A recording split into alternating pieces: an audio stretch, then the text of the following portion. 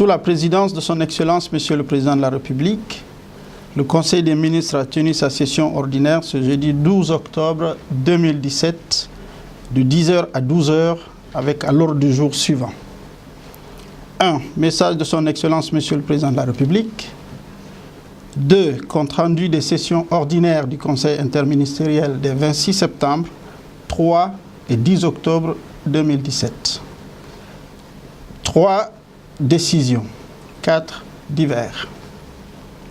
Au titre du premier point de l'ordre du jour, son Excellence, Monsieur le Président de la République, a demandé au ministre de la Ville et de l'Aménagement du Territoire d'organiser une réunion de travail avec la direction du patrimoine bâti en vue de récupérer les bâtiments publics occupés illégalement. Le chef de l'État a demandé à Madame le ministre des Travaux publics d'accélérer le reprofilage des routes et la construction des ouvrages de franchissement pour améliorer la mobilité interurbaine dans le cadre du programme d'urgence élaboré par le gouvernement. Le président de la République a demandé au ministre en charge des Transports de prendre les dispositions urgentes pour la mise en circulation des 50 bus et de veiller à la régularité du train de transport urbain de Conakry. Le chef de l'État a demandé d'accélérer la distribution des engrais destinés aux cultures maraîchères. Au titre du deuxième point de l'ordre du jour, Monsieur le Premier ministre a fait le compte-rendu des 2 sessions ordinaires du Conseil interministériel comme suit. Titre de communication. Le ministre d'État, garde des Sceaux, ministre de la Justice, a fait une communication relative aux préparatifs de l'organisation de la 45e réunion du Conseil des ministres de l'Organisation pour l'harmonisation en Afrique du droit des affaires, OHADA, prévue du 23 au 24 novembre 2017 à Conakry. Le ministre a indiqué que la 45e session ordinaire du Conseil des ministres de la Justice et des Finances de l'OHADA, correspondant à la seconde réunion des ministres au titre de la présidence guinéenne de l'organisation, aura à statuer sur les documents suivants. L'acte uniforme révisé du droit de l'arbitrage, le règlement d'arbitrage de la Cour commune de justice et d'arbitrage, l'acte uniforme relatif à la médiation et le projet de budget 2018 de l'OHADA. Il a indiqué que l'adoption de ces textes normatifs dans notre pays marquera le nom de la Guinée dans la vie et l'histoire de l'OHADA, car on dira pour toujours l'acte uniforme de Conakry. Le Conseil a invité le ministre à faire une situation des cotisations de la Guinée au titre de l'année 2017 et de tout mettre en œuvre pour que cette rencontre enregistre les succès escomptés. Madame le ministre de l'Économie et des Finances a fait une communication relative à l'état d'avancement des travaux du comité d'appurement de la dette intérieure et les propositions de stratégie d'appurement dans le cadre du désintéressement des créanciers de l'État pour les créances auditées, validées et négociées. Madame le ministre a précisé que la stratégie comporte les phases administratives, opérationnelles et financières, les propositions d'appurement et les décotes retenues.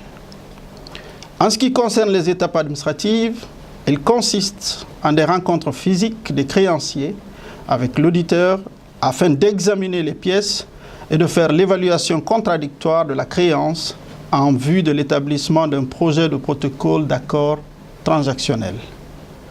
Quant aux étapes opérationnelles et financières, elles portent sur les vérifications relatives à l'efficacité et à la réalité de certaines dépenses en demandant aux services dépensiers d'attester l'existence réelle de certains biens, les paiements déjà effectués et le caractère libératoire de cette dépense auprès des services du Trésor pour certaines catégories de financement. S'agissant de la proposition de stratégie d'appurement, les principes directeurs arrêtés portent sur le processus de désengagement réservé en priorité au titre validé sans réserve à l'issue des retraitements, rencontres et décotes appliquées et de désintéressement se fera en priorité sur la base du montant des créances. Le Conseil a demandé à Madame le ministre en charge des Finances d'associer le ministère de la Justice et l'agent judiciaire de l'État à la détermination des créances liées aux décisions judiciaires. Le Conseil a en outre demandé au ministre de prendre en compte le fait que les dettes de l'État jusqu'en 1996 avaient été auditées et réglées à l'exception d'une seule créance. Il a ensuite demandé la mise en place d'une commission pour approfondir l'analyse des résultats des audits. Le Conseil a également demandé à Madame le ministre de l'Économie et des Finances d'exiger le remboursement par les entreprises qui ont reçu des paiements et qui n'ont pas fait le travail ou rendu le service équivalent conformément au texte en vigueur. Monsieur le ministre du Budget a fait une communication relative à l'instauration des vignettes d'identification des contribuables fiscaux.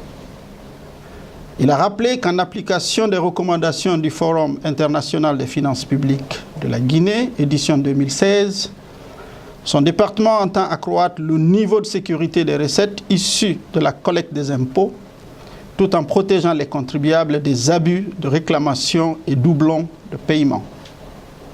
Le ministre a soutenu que la politique d'introduction des vignettes fiscales destinées aux contribuables en contrepartie du paiement de leurs impôts conduira aux avantages suivants: sécurisation des recettes, protection des contribuables, mise en place d'une base de données fiable des contribuables, facilitation du contrôle fiscal, incitation du paiement d'impôts et la facilitation des paiements d'impôts.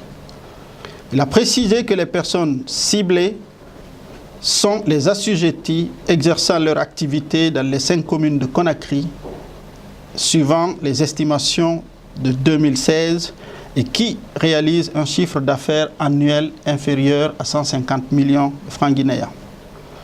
Le ministre a informé que les paiements seront effectués dans les guichets bancaires installés dans les centres des impôts des communes et du gouvernement de la ville de Conakry. Les vignettes seront délivrées puis collées devant l'établissement professionnel contre présentation du reçu de versement suite au paiement. Le Conseil a demandé au ministre de faire une large sensibilisation des contribuables et veiller à la formation des agents impliqués dans le mécanisme d'introduction de ces vignettes. Au titre des comptes rendus, Monsieur le ministre de la Jeunesse a fait un compte-rendu relatif au rapport d'étape sur le niveau d'avancement du processus de mise en place du Conseil national de la jeunesse de Guinée. Il a rappelé que conformément aux instructions du Conseil des ministres du 6 avril 2017, le ministère de la Jeunesse a démarré l'exécution de la phase préparatoire du processus de mise en place de la structure fêtière des organisations de jeunesse le 10 avril 2017. Le ministre a informé que depuis cette date, d'importantes activités ont été réalisées, parmi lesquelles on peut citer la finalisation de la rédaction des avant-projets de textes juridiques, la tenue des ateliers régionaux et préfectoraux de présentation, d'explication, d'amendement et d'appropriation des textes juridiques validés lors de l'atelier national de validation définitive tenu en septembre 2017 à l'occasion de la célébration du 27e anniversaire de la jeunesse nationale, de la Journée nationale de la jeunesse guinéenne. Le ministre a informé que les prochaines étapes porteront sur la multiplication et la diffusion des documents finaux au niveau de tous les acteurs concernés. Le Conseil a apprécié l'état de progression du processus de mise en place du Conseil national de la jeunesse de Guinée. Il demande au ministre de la Jeunesse, en relation avec le ministre de l'Administration du Territoire, de procéder à l'inventaire exhaustif des associations et organisations non gouvernementales de jeunes agréées en République de Guinée. Au titre des divers, le ministre d'État, ministre de la Sécurité et de la Protection civile, a informé le Conseil du démarrage effectif du plan d'urgence de sécurité routière ce jeudi 12 octobre 2017. Le ministre du Commerce a informé que la Guinée a adhéré au Conseil international consultatif de l'Anacarde le 29 septembre 2017 à Abidjan. Le ministre des Sports, de la Culture et du Patrimoine historique a informé de la tenue des journées nationales de concertation sur la politique culturelle nationale les 18 et 19 octobre 2017 à Conakry. Le secrétaire général aux affaires religieuses a informé le Conseil de l'arrivée du dernier convoi des pèlerins guinéens du Hajj 2017. Le Conseil a été informé du lancement de l'exposition de la maquette du projet portant plan directeur d'aménagement de Kaloum et des îles de Los dans le cadre du Grand Conakry Vision 2040 au Palais du Peuple, ce jour 12 octobre 2017. Cette maquette y sera exposée jusqu'au 22 octobre 2017 pour permettre à nos concitoyens de la visiter.